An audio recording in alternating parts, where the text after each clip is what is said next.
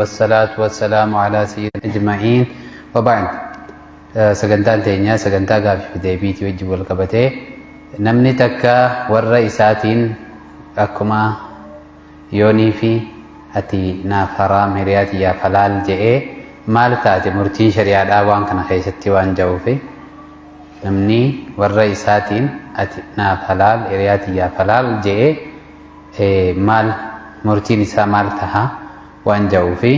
أكسما صفو جتشون مال إسلام ما خيستي صفون كيه أكم أكقبد خندرا نمني والرئيساتين ناف حرام هرياتي يا فلال جتشون جتشوني جتش جامو هنكمني جتش دوغراتي تهي نكان هيكم مو هنيكمني وان جورتي أكتيانو خنتا أكشر ياداتي نمني قديني في نكا هدتو الفاذا نكان هدمو تجر سني نكان أكت هدم هقا هيكموس وان التين هيكمو جر واني نكان التين هيكمو خني حال لملال كناية في صريحة جانين كناية جتشون جتشة تقو خمانا هدو قبو جتشون صريحة جتشون خوومتك إبسو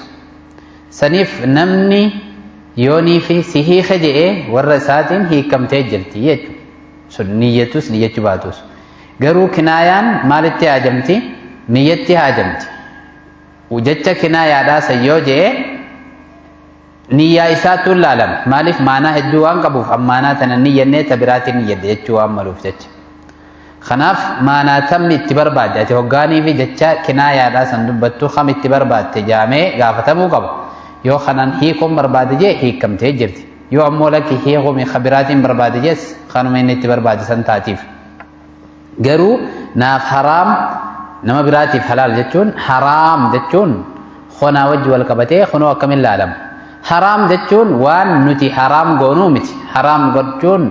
وما ربين حرام قولي وما رسول ربي حرام قولي تو حرام ملي خنتي حرام قونو هنجرو سنيفي إسين نرتي حرام جتشون خن جتشو هم برباجسو هاته نمني جارتي دان ناف حرام دي حرام فرق قولي دي حرام خني أكمتي بسما دوران أكبيتي ناتي ناف حرام هرياتي يا فلال ولي فاجاني ملي وني تيب سمو بيا رباتي في أكافان ربات الظهار جانين مال أنت كظهر أمي جان أتكا هذا تياد أتكا بريتي تياد أتكا هبو تياد أي نرت حرام تاتي جرتا أكا كستي أي كظهر أمي وان جتخنا فكاتو جام أكا أفان ربات أي حرام علي سنيفو حرام خجو خني ظهار جان ظهار جتشون نمني ظهار ودي قبر بلسومسو قبر جودي في جارتي ثارة ظهارة قد أتك أماتيات أتك هارتيات جي حرام خجو تاتي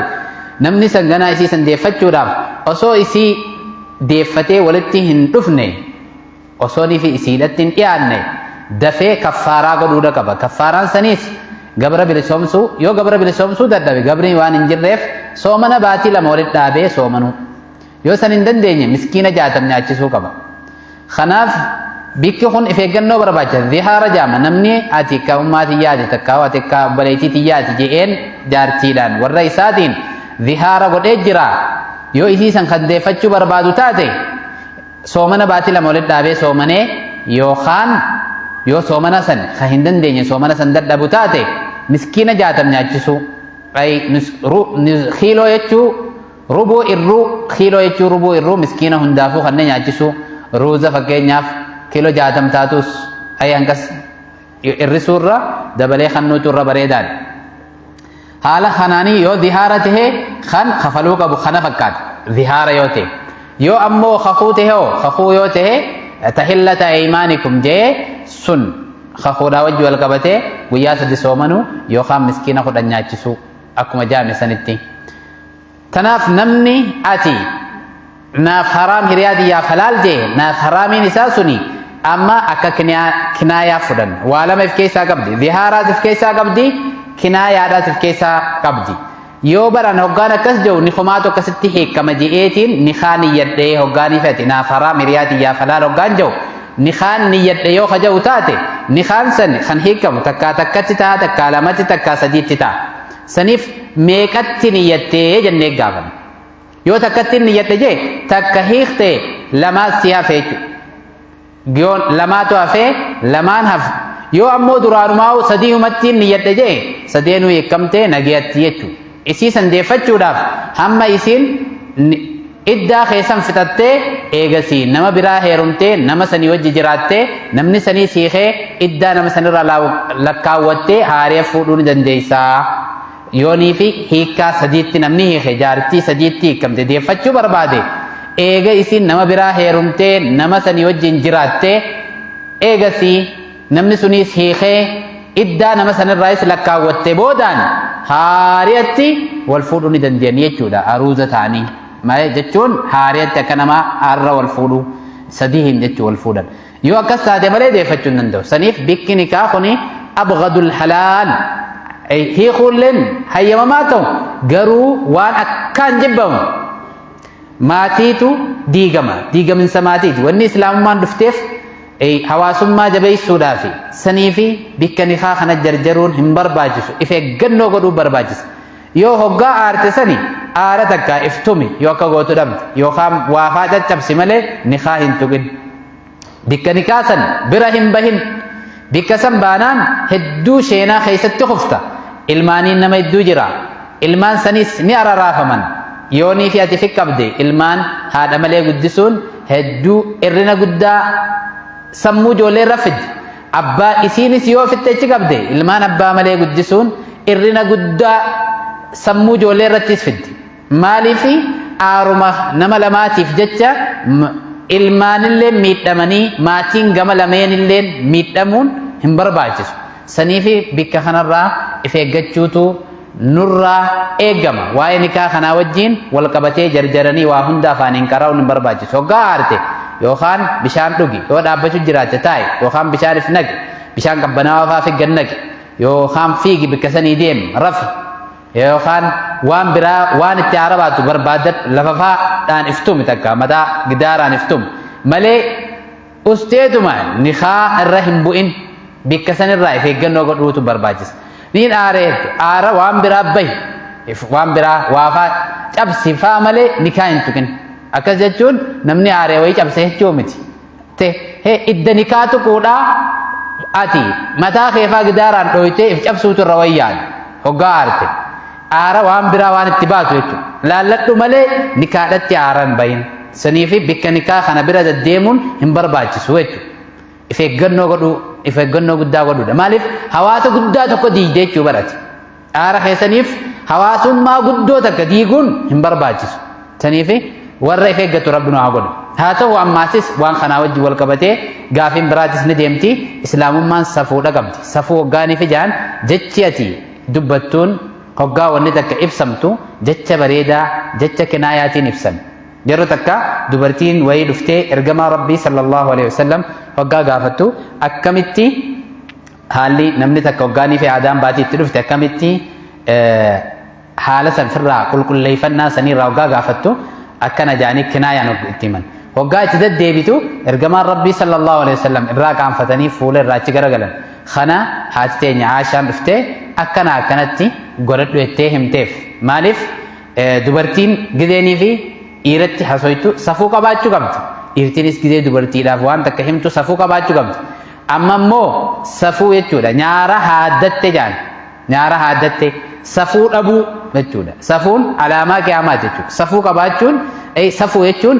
hayaa jaaniin afaan arabaatti hayaa jechuun iimaanarraa safuu qabaachuun wanni itti fayyadamnulleen alfaazni yookaan jechoonni namni itti fayyadamu gizee waan takka waan hin beekne gaafatullee jecha kabajaa jecha ulfinaasan haala saniin gaafatamuu qaba kan ergaa teessanis sirraa hin hambisne ergaa teetis geessu garuu jecha ulfinaa fayyadamuu qabna malee waan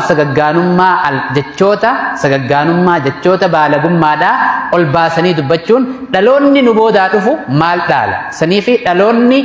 jechoota kabajaa qabu jechuudha wooma ta'ee hoggaanii fi ibsamu jechoota kabajaatiin jechoota safuu hin cabsineen ibsamuudha qabdi malee arra akkuma namni jechuudha hedduun beekumsa bira osoo hin ta'in beekamtii bira jira namni takka feemasa ta'uudhaaf beekumsa osoo hin ta'in beekumsaan osoo hin ta'in beekamtii barbaaduudhaaf waan haariya takkaan fidan maal jaaniin khaalif tu'raf jaaniin nama faalleysi beekamta waan jedhu qaa'idaa kana jechuun heera kana qabatee namni hedduu waan deemuuf jecha feesuma buukaa fi wooma adda addaa irratti feemasa tahuudhaaf jechoota hin taane hunda qara'ee waan hin taane hunda wooma hunda balaa hunda keessa seenee jinnii fi insii hunda keessa seenee waa hunda wanni qara'uuf namni maal barbaaduudhaaf beekamtii barbaaduudhaaf fi waa hedduu keessa seena jechuudha. Maaliif waan namaan addaa waan amma miidiyaa irratti si duran dhiyaatin takka yoo fidde malee ajandaa waan ta'u takka fidee saniin beekamuudhaaf jecha waan adda addaa keessa seena. Garuu nutis finneetuma hoggaa namni tokko ajandaa haariya fide hunda ajandaa haariya san jala fiiguu osoo hin tahin waan san miizaana shari'aatiin laalamee safuu shari'aa san keessaa bahuu hin qabnu. Usnee waa hunda qaqqara'uun afaan arabiitiin waa hunda qaqqara'uun afaan arabiitti jee namarratti kitaaba shayxaanaatii fi kitaaba sagaggaanummaa hunda qaqqara'uun afaan arabiitti jee kun waan safuullee nama dhabsiisu iimaanarraa himite jechuudha. Maaliif albadaa'a